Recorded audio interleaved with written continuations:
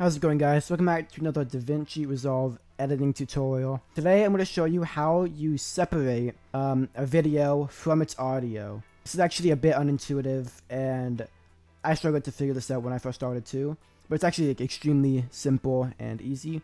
So what you're going to want to do is have your video selected, and this is what it looks like normally.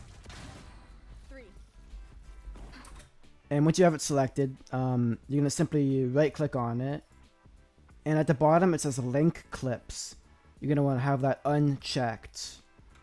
And now basically what this does is you can move the audio and the video independently from each other. Whereas before, when they were linked, if you tried to simply, just drag the audio, it would take both. Drag the video, it would take both. Just unlink them. And, now the audio is by itself. Then, the video is offset by a little bit. I hope this tutorial helped you guys a little bit. Make sure you do drop a like if it did help you. If not, drop a dislike. And yeah, stay awesome. Peace out.